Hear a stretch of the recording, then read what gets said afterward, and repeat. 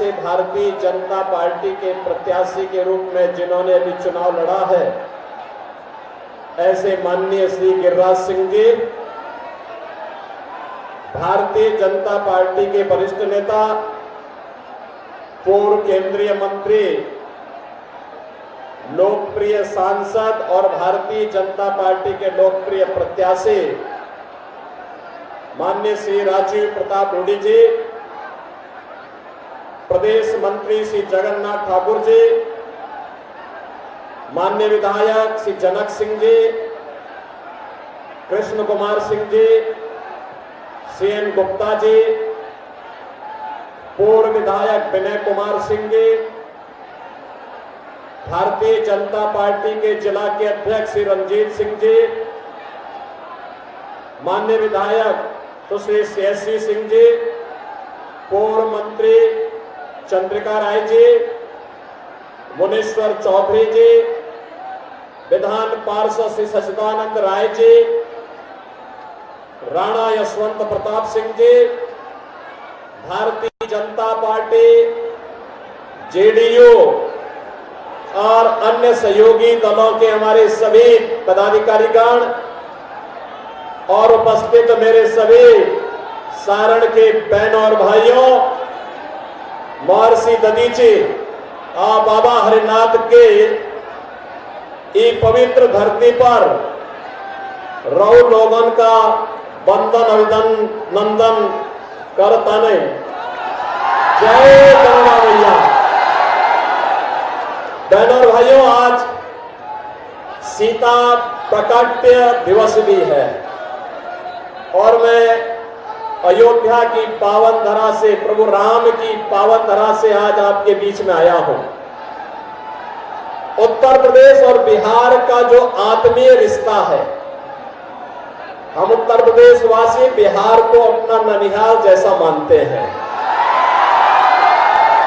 और बहनों और भाइयों, इससे बड़ा सौभाग्य और क्या हो सकता है कि माता सीता के प्राकट्य दिवस के अवसर पर मुझे सारण की धरती पर आने का सौभाग्य प्राप्त हुआ है।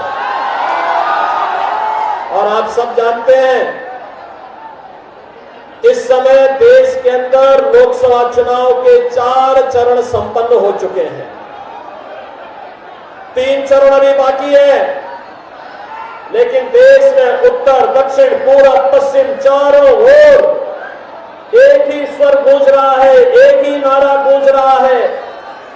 लोगों के मन में एक ही संकल्प आया है और वह है कि फिर एक बार, फिर एक बार, फिर एक बार और अब की बार, अब की बार।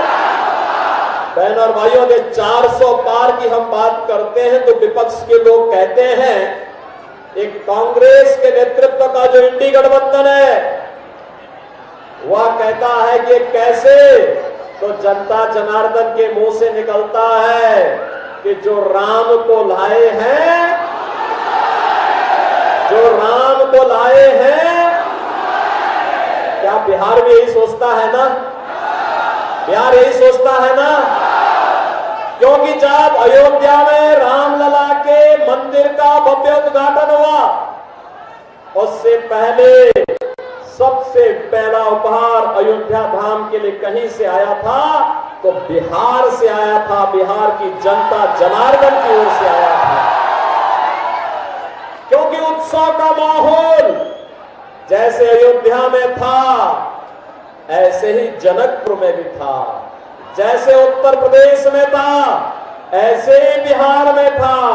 क्योंकि बिहार में तो और भी उत्सव था, क्योंकि मां जानकी का मायका जो बिहार में है। लेकिन बहनों और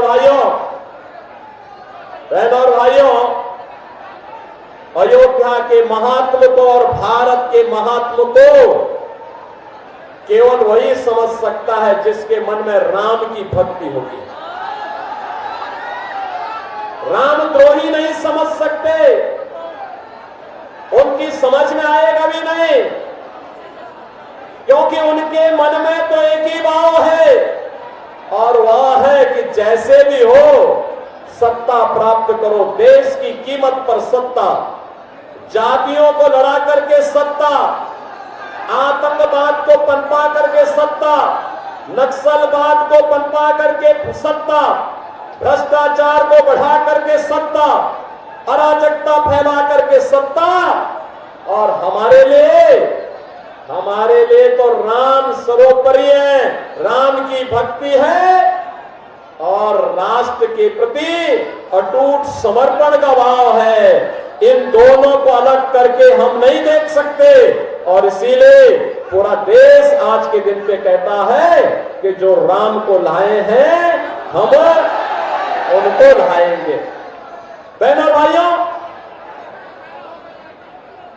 4 चरणों के चुनाव के उपरांत पूरे देश के अंदर अब सुनामी बन चुकी है, मोदी सुनामी।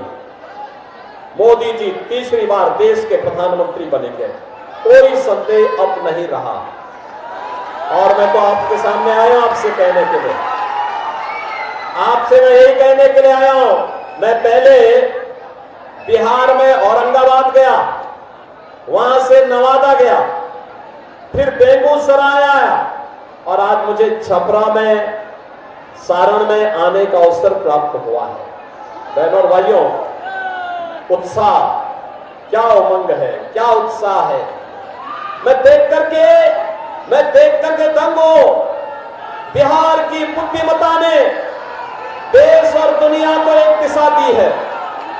बिहार, यह भारत के पहले राष्ट्रपति डॉक्टर राजेंद्र प्रसाद जी की पावन जन्मभूमि है और ये बिहार देश की आजादी के बाद देश के सबसे बड़े राजनीतिक आंदोलन, जिसने लोकतंत्र को बचाया था, सदैव जयप्रकाश जी की भी पावन धरा है।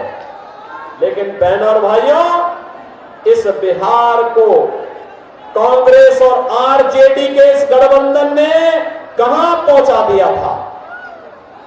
बिहार के लोगों के सामने, बिहार के नौजवानों के सामने पहचान का संकट खड़ा हो गया। हमें दुख होता है कि जो बिहार अपनी बुद्धि से, अपनी बुद्धिमत्ता से देश को दिशा देने की सामर्थ्य रखता है, वह बिहार पहचान के लिए तरस रहा था। इन लोगों ने माफिया और अपराधियों को पनपा करके क्या स्थिति बिहार की कर दी थी। और बहनों और भाइयों, आज आप देख रहे होंगे यूपी में, यानी केंद्र में भी बीजेपी और यूपी में भी बीजेपी की सरकार आई। अयोध्या में रामलला का भी विराजमान हो गया। और आप देखते होंगे उत्तर प्रदेश में हमने माफियाओं को कहां पहुंचाने का काम किया है। एक बड़े बड़े माफिया थे जो पहले सत्ता का संचालन करते थे, बड़े बड़े दंगे करवाते थे। रामनवमी में दंगा, होली में दंगा, दीपावली में दंगा, जन्माष्टमी में दंगा, शिवरात्रि में दंगा, जो भी पर्व है, छठ पे दंगा। तो हम लोगों ने भी तय किया, मैंने कहा अगर मुझे मोदी जी ने यूपी की बागडोर सौंपी है तो इन दंगाइयों को रसातल तो जरूर पहुंचाऊंगा। और बहनों और भाइयों, आज आप देखते होंगे अब यूपी में पिछले 7 वर्ष में एक भी दंगा नहीं हुआ, कोई दंगा नहीं, कोई कर्फ्यू नहीं, ये सब समाप्त, दंगा भी समाप्त, कर्फ्यू भी समाप्त और वहां पर माफिया भी समाप्त। अब महोत्सव होते, महोत्सव, दीपोत्सव अयोध्या में, रंगोत्सव मथुरा में, देव दीपावली काशी में, और आपको अयोध्या में, काशी में, विंध्यवासिनी धाम में जाने का अवसर प्राप्त होता होगा।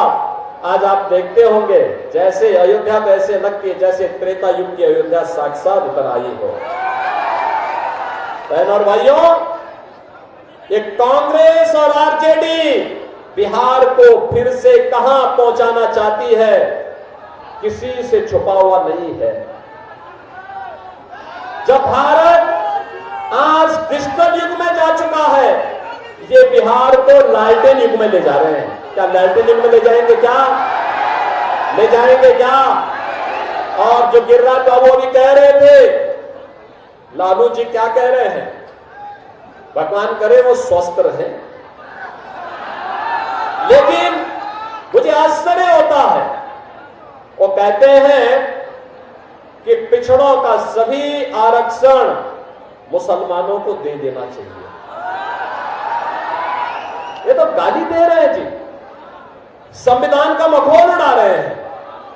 बाबा साहब भीमराव अंबेडकर जिस संविधान के शिल्पी थे, जिस संविधान सभा के अध्यक्ष डॉक्टर राजेंद्र बाबू थे, और संविधान की खिल्ली लालू जी जैसे लोग उड़ाने का काम कर रहे हैं। कहते हैं सभी आरक्षण। बाबा साहब भीमराव अंबेडकर ने कहा था भारत के संविधान सभा में कि धर्म के आधार पर कभी आरक्षण नहीं हो सकता, क्योंकि धर्म के आधार पर देश का विभाजन हुआ था। एक कांग्रेस और आरजेडी या धर्म के आधार पर आरक्षण की घोषणा करके देश के विभाजन के आधार रखना चाहते हैं। क्या आप इसको स्वीकार करेंगे? क्या? और दूसरी खतरनाक चाल इनके द्वारा क्या चली जा रही है? वह चली जा रही है, देखो गरीबी तो कांग्रेस ये लोग हटा नहीं पाए।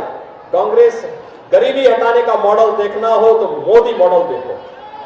बहनों और भाइयों, 80 करोड़ लोग फ्री में राशन की सुविधा का लाभ प्राप्त कर रहे हैं देश में, 4 वर्ष से लगातार कर रहे हैं। और कांग्रेस और आरजेडी के समय में गरीब भूख से मरता था, तवा के भाव में कम तोड़ता था।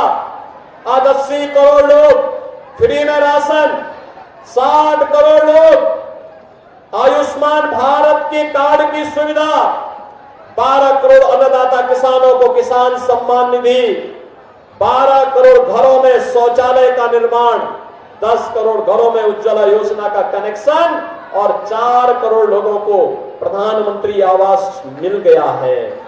और मोदी जी ने घोषणा की है 70 वर्ष से ऊपर के हर एक बुजुर्ग को प्रतिवर्ष 5 लाख रुपए की स्वास्थ्य की सुविधा उपलब्ध करवाएंगे, फ्री में उपलब्ध करवाएंगे। मोदी जी ने घोषणा की है कि अगले 5 वर्ष में बाकी बचे हुए सभी पात्र लोगों के लिए एक एक आवास उपलब्ध करवाएंगे। मोदी जी ने घोषणा की है कि हम आने वाले समय में फ्री बिजली उपलब्ध करवाने के लिए हर घर पे सोलर पैनल लगाएंगे और उस पैनल से आप बिजली से पैसा भी कमाएंगे और फ्री बिजली भी प्राप्त होगी। बहनों और भाइयों, जितनी पाकिस्तान की आबादी नहीं, यानी जितनी पाकिस्तान की आबादी है उससे ज्यादा लोगों को भारत ने 10 वर्ष में गरीबी रेखा से उभार करके एक खुशहाल जीवन जीने की ओर अग्रसर किया है। ये जो पाकिस्तान का राग अलापने वाले लोग हैं ना, उन लोगों से बोलिए कि भाई अगर पाकिस्तान से इतनी ही स्नेह है, इतना ही प्यार है, तो भारत पे बोझा मत बनो, पाकिस्तान जाओ। उनको भी गली मोहल्लों में जाकर के कटोरा लेकर के भीख मांगना पड़ेगा। देख रहे हो 1 किलो गेहूं के लिए वहां क्या छीना झपटी हो रही है। ये तो पाकिस्तान के हाल है। और बहनों और भाइयों, भारत है अपने लोगों को सब सुविधाएं उपलब्ध करा रहा है। ये मोदी जी का मॉडल है। लेकिन इनका मॉडल क्या है? इनका मॉडल क्या है? कांग्रेस क्या कहती है? कहती एक झटके में गरीबी हटाएंगे। कैसे हटाएंगे? क्योंकि दादी ने नारा दिया तो पोता भी वही नारा रट रहा है 54 वर्ष के बाद भी। 1970 में श्रीमती इंदिरा गांधी ने गरीबी हटाओ का नारा दिया था, आज पोता भी वही कह रहा है। जब एक पत्रकार ने पूछा कैसे हटाएंगे, कहा एक झटके में हटा देंगे। कहा कैसे? उसने कहा वेल्थ सर्वे, वेल्थ इमरजेंसी, ये सर्वे कराएंगे संपत्ति का। आपके बाप दादों की जो कमाई होगी, आपके पिताजी ने, आपके बाबा ने कोई जमीन का टुकड़ा खरीदा होगा, 1 बीघा, 2 बीघा, 4 बीघा, कोई जमीन ली होगी, कोई आपको पुश्तैनी जमीन मिली होगी, उसमें कांग्रेस और आरजेडी के गुंडे आएंगे, कहेंगे कि भाई अब तो इनकी सरकार आ गई है, इसमें से 50% आधी प्रॉपर्टी अब ये सरकार की हो गई है, अब इसमें कांग्रेस के लोग कब्जा करेंगे। यानी इनके अंदर औरंगजेब की आत्मा घुस गई है, जो जजिया कर लगाना चाहते हैं विरासत टैक्स के नाम पर। क्या ये जजिया कर स्वीकार करेंगे? क्या स्वतंत्र भारत में औरंगजेब की आत्मा वालों को आप जीवित करने देंगे क्या? बहनों और भाइयों, ये चुनाव भारतीय जनता पार्टी के लिए, जेडीयू के लिए, लोक जनशक्ति पार्टी के लिए और हमारे अन्य सहयोगी दलों के लिए आत्मनिर्भर और विकसित भारत को बनाने का चुनाव है। आत्मनिर्भर भारत का मतलब हर नौजवान आत्मनिर्भर, उसके हाथ को कार्य होगा, हर किसान खुशहाल होगा, हर बेटी और बहन सुरक्षित भी होगी और सम्मानजनक आर्थिक स्वावलंबन की ओर आगे बढ़ेगी। समाज का हर तबका आत्मनिर्भर होगा और विकसित भारत की संकल्पना को आज साकार करने के लिए मोदी जी को तीसरी बार फिर से देश का प्रधानमंत्री बनाना है। और मोदी जी को प्रधानमंत्री बनाना है तो छपरा सारण पर कमल खिलाना है और इसके लिए रूडी जी को भारी बहुमत से विजयी बनाना है। सहमत है? सहमत है? सहमत है? बहनों और भाइयों, पूरा चुनाव तो अब राम भक्तों, रामद्रोहियों के बीच में आ गया है। आ गया है ना? आ गया है ना? देखो क्या कहते हैं सब ये रामद्रोही, कहते हैं राम मंदिर बेकार बना है। कांग्रेस के एक बुद्धिदाता है, कहते हैं राम मंदिर भारत में बनना ही नहीं चाहिए था। तो हमने कहा कहां बनना चाहिए था? कहना था भारत में नहीं बनना चाहिए था। अबे हमने कहा बताओ तो राम मंदिर अयोध्या में भारत के अंदर नहीं बनता तो कहां बनता? कहता इससे भारत की इमेज खराब हुई है। वाह, हम अपने मुक्तिदाता का, अपने ईश्वर का, अपने इष्ट का मंदिर बनाए, उनकी जन्मभूमि पर बनाए। ये भी कांग्रेस के लोगों को बुरा लगता है, आरजेडी वालों को बुरा लगता है। बहनों और भाइयों, ये देश के लिए स्वयं समस्या है। ये कांग्रेस भी और आरजेडी भी देश के लिए एक समस्या बन चुकी है और इस समस्या से जितनी जल्दी बिहार मुक्ति पाले, देखो यूपी ने तो उस समस्या का समाधान कर दिया है। आपने देखा होगा कांग्रेस के वहां मात्र 2 सदस्य हैं विधानसभा में और लोकसभा में पिछली बार 1 था, इस बार वह भी नहीं रहेगा। लेकिन मैं आपसे कहने के लिए आया हूं, लालू जी के ही शागिर्द उत्तर प्रदेश में भी है और उन लोगों को हम लोगों ने एकदम सही जगह पे बिठाया हुआ है कि भाई देखो बहुत बोलना नहीं है, बहुत करना नहीं है, हलचल बहुत नहीं होनी है। क्योंकि जिन माफियाओं को पहले शागिर्द बनाते थे अब जन्नत के नहीं जहन्नुम के अधिकारी बन चुके, जा चुके हैं। अब उनके लिए कोई जगह नहीं बची है, इसलिए अब बहुत ज्यादा उछल कूद करने की आवश्यकता नहीं है। अब तो राम भक्तों, राष्ट्र भक्तों की बारी है और विकसित भारत निर्माण के लिए हम सबको मिलकर के कार्य करना है। आप सभी बिहारवासी भी सहमत है ना? सारण और छपरा वासी भी सहमत है ना? नए भारत का नया बिहार बनाना है ना? तो इसके लिए एक सीट जीतना होगा और इसके लिए छपरा और सारण लोकसभा सीट पर राजीव प्रताप रूडी जी को चुनाव विजयी बना के भेजना होगा। बना के भेजेंगे, घर घर जाएंगे, एक एक वोट को मतदान केंद्र पे लेके जाएंगे, किसी के बहकावे में तो नहीं आएंगे और सबको बोलेंगे ना कि जो राम को लाए हैं, जो राम को लाए हैं। बहनों और भाइयों, आप सब ने जो उत्साह दिखाया है, मैं आप सबका हृदय से अभिनंदन करता हूं और आप सबसे अपील करता हूं कि भारतीय जनता पार्टी के सुयोग्य प्रत्याशी, लोकप्रिय प्रत्याशी वरिष्ठ नेता कि राजीव प्रताप रूडी जी को भारी बहुमत से विजयी बनाने की अपील आप सबसे करता हूं। आप सब मेरे साथ बोलेंगे भारत माता की